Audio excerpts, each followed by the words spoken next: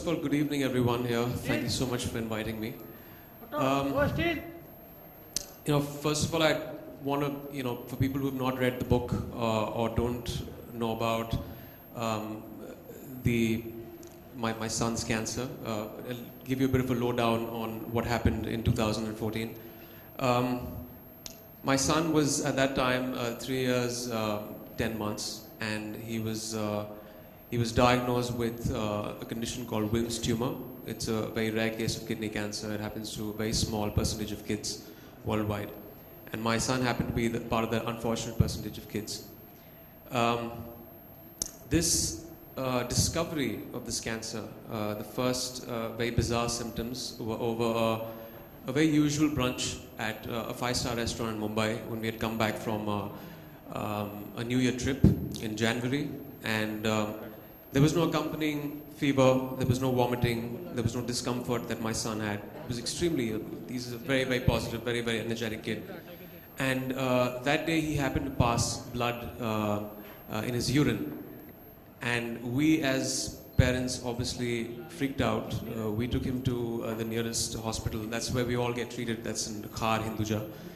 And his pediatrician, Dr. Ajit there, did the tests. And we found a 9-centimeter tumor that was growing on top of his left kidney. And, for any parent, and I'll speak for ourselves, for me and my wife, when we heard the news, it's like the ground beneath our feet had been ripped off. Cancer, the perception of cancer for a layperson like me, and I consider myself as a layperson because with education, with even staying in Mumbai, you've heard of people get cancer, but you don't actually go to the depths of it unless you have someone close to you diagnosed with the disease. My perception of cancer was this monster that is going to take my son's life. Because of a lot of things, maybe the way it's been projected in the media, maybe the way just the general vibe of what cancer has done worldwide. It has overtaken heart disease over the past decade. It's very prevalent in our country, in rural and because of urbanization in most of the places. And you're constantly hearing about deaths related to cancer. And that was my, prime fear at that point of time, that this is going to take my son's life. The perception changed when I started informing myself, when I started reading up a lot about cancer and demystifying a lot of things about this dreaded disease. I realized that 70 to almost 95%, in my son's case, the prognosis is extremely good. Wilms tumor has one of the best prognosis as far as cancer goes. It's highly treatable, and that was very heartening for me to know. But there was a revelation that happened over the course of 2 months after reading. So I had an agonizing 2 months. And, but still, there's no way of encompassing that in words or trying to explain what a parent goes through. It's worse than being confronted with your own mortality, hearing that your 3-year-old son has got cancer. And our lives have changed ever since. We've started living a very new kind of normal. You make peace with the cancer in a way. It's this factor in the house. It's there in conversations that wasn't there. You can't wish it away. And your perception changes. And then you have to fight the good fight against this disease and make sure you don't let it get the better of you or your family. And that's exactly what we did. Yeah, Emraan, and I think I just read through the book, and you have constantly mentioned a positive message there. I mean, Superman... we use the analogy of superheroes in the book. So I think, do you wish that in some ways the media should, or the general public, should have more positive news coming out? Because as I always tell my patients, a lot of times, people proudly say that I've got an angioplasty done at a 7-star hospital. But nobody says that I've got cancer treated at an XYZ place. So do you think that kind of positive news should come out? More people I just I just wish positive news sold as much as bad news is. That's the unfortunate part. But yes, I mean, there's also projections in the media that bring about positive effects of cancer, but there's no running away from the fact that it is the major killer worldwide today. So there is this dread that, there is this underlying feeling that what if, and another reason is when you have something like a diabetes or a heart, you deal with it. You have terms that you are constantly have been thrown towards you, which is 5 years survival. Your fight doesn't end after your chemotherapy or radiation. It is another psychological problem you go through for 5 years. We're still dealing with it. My son is on 2.5 years now, which is he's out of the red right now. But there are a lot of factors with cancer that actually add up the fear syndrome that we all have when we hear about cancer. So Manoj, I think that's a message that probably I think we should carry, that media needs some good news as well as bad news. Media doesn't look at news as good news or bad news. Media looks at news as news. So it's a very subjective thing. One day, I would hope that we have some of these physicians here today, because this is a great forum as well, right? We've been here all day discussing on colorectal. What a family goes through when a person in the family is diagnosed with cancer. So what do you think is this impact on the life of a family once a cancer is diagnosed, as regards the cost, as regards the anxiety? How does the healthcare worker sort of reduce this? What would you like to see the healthcare worker doing to reduce this? Well, first of all, I'd like to speak personally about our experience and the psychological impact. As parents, you go through a variety of emotions, ranging from anger, guilt, sadness. Guilt because, at that age, you're making most of the choices for your kid, and you feel that maybe it's something that you did wrong. Maybe you fed the kid something wrong. There was something wrong with the nutrition. And that has a very, very deep psychological impact. That had a deep impact on us. When we heard the news, obviously it was the worst part. And post that, every day was like a new hurdle. There was, post that, the surgery, which we had, which was the 4 longest hours of our lives, having the tumor removed. And we lost the kidney also, because that's generally how you deal with a case where it is 9 centimeters. And post that, there was the pathology report coming in, which took us, which took 5 to 7 days, which is again the 5 longest days of my life, because then, there's the favorable histology, there's the staging, which was all very new to us. Thankfully, he was on a second stage, which made the treatment and the prognosis much better. Post that, we flew our son to Canada, to Toronto, to Sick Kids. It's one of the top pediatric hospitals. And there was one of the main reasons that we did this is because we were trying to attend, apart from the physical aspect and the medical intervention, there's a psychological impact that all this has on us as a family unit and on our son. And we didn't want him to change in any way. That emotionally scars a kid. It definitely has emotionally scarred us. Kids can't talk about it. But that's something that we, I guess, lack in our country, is dealing with the psychological aspect of cancer. Talking about it, parents talking about it, trying to make the kid understand what the issue at hand is, because it's extremely complex. When my son was flown in, obviously there was great care in Hinduja, and he got the best treatment there. But there was still, because of the surgery, there was a psychological impact. And when he went there, his blood pressure shot up in the hospital in Canada. And they were equipped in dealing with that psychological aspect and calming him down. Ditto for us, because we also had someone to speak to through the entire incident. Another psychological impact was, we used to have nightmares. I came back to Bombay. I didn't get sleep. I was working here. I came back from my shoot after a month from there. I left my wife and my son when he was being treated there. And I used to get all of 1 hour of sleep in the night. And it was hell for me. But that's something that I guess every parent has to deal with. And eventually, I don't even know if I need counseling after this. So I really I feel that India needs more units in hospitals. I think they are starting that right now. It's in the infancy. They have a field abroad which is psychosocial oncology, which deals with, attending to the counseling sessions for parents and for even for youngsters. So it has had a deep psychological impact, something that I fully don't understand yet. I don't know the psychological impact that it's had.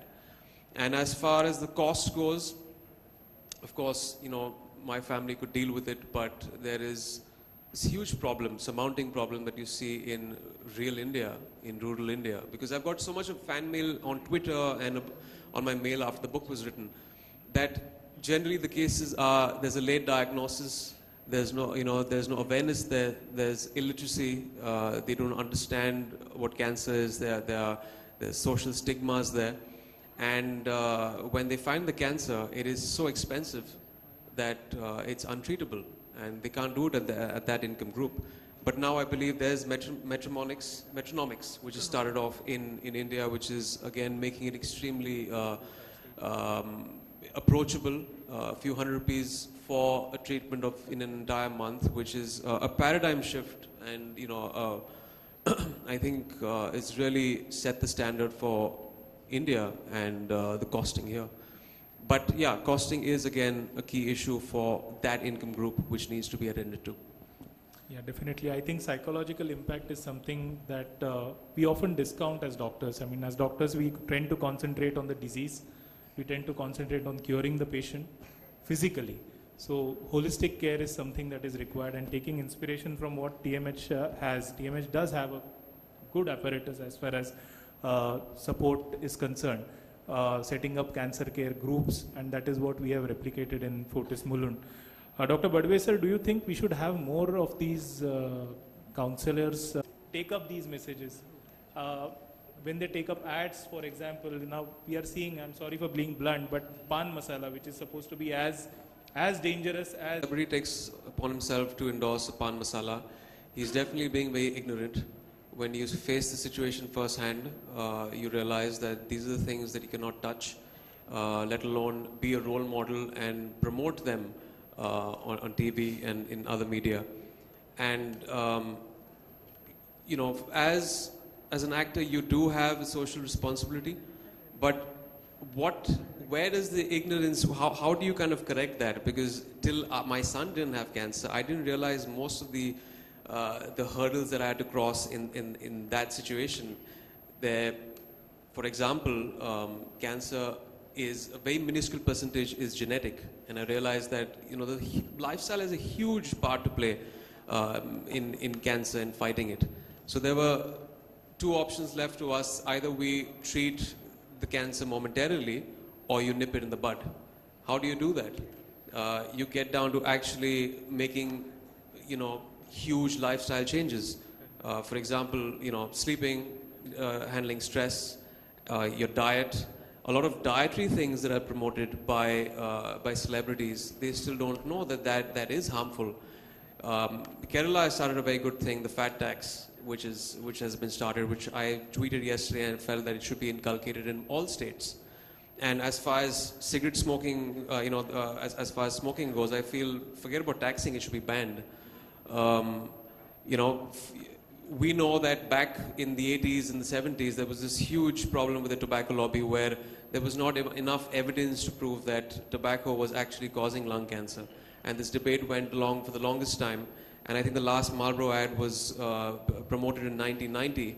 And after that, there was this thing on packages saying that it is injurious to health.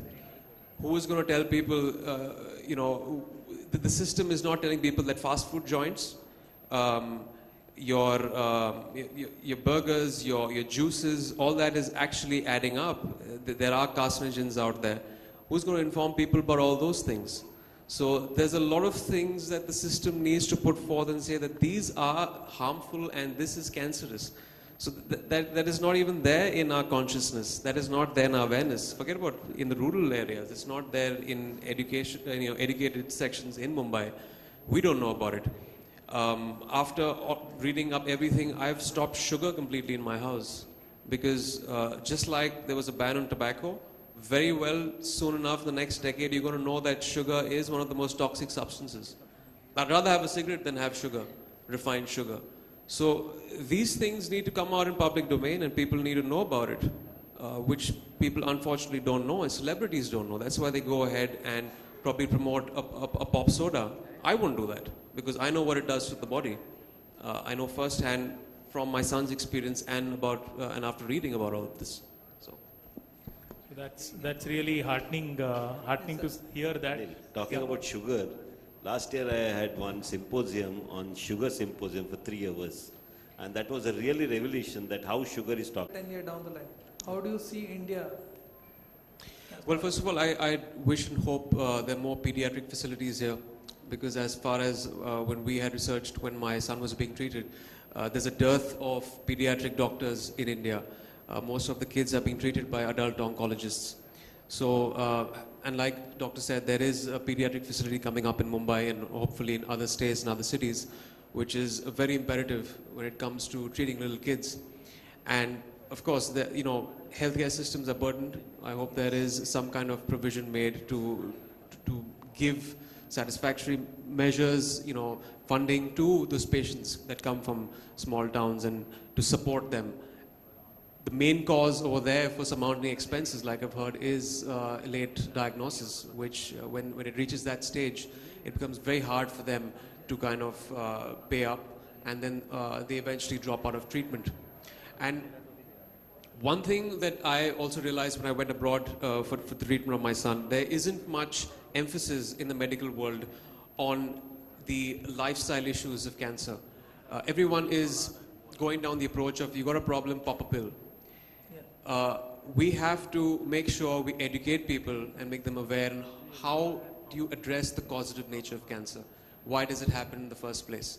If it is a lifestyle issue, what can we do in our lives? And we've seen, I've spoken to so many doctors in Mumbai. Kids are pouring in the last 2 decades, in the last decade. What are we doing? What has drastically gone wrong with the water we drink, with the food we eat, with the radiation levels? What is going wrong, and how do we address that? And the system needs to address that. So these are the things that have to be addressed by the medical world, so that at least you don't allow it to happen in the first place. Let's eradicate cancer and nip it in the bud. Instead of course, treatment options are very, very important, but let's make sure you at least bring in that awareness. Then, of course, if people know that smoking a cigarette will give them cancer and they choose to do it, then they're puffing the life away. But at least as far as kids go, there's the choice you make for them. So it's very important for parents also to kind of be educated, and for the government to do that. Avinash sir, I think we'll have a response regarding the vision. I think as Rajan said, if the federal support and the government support increases, I'm sure the infrastructure for this will definitely grow. Current 1.3% GDP has to go to at least 2 or 3. Then I'm sure all this will probably be better. But I think more, I feel is what is important for is that there should be more awareness in the public about understanding a cancer and living with it and fighting against it. I think today people should realize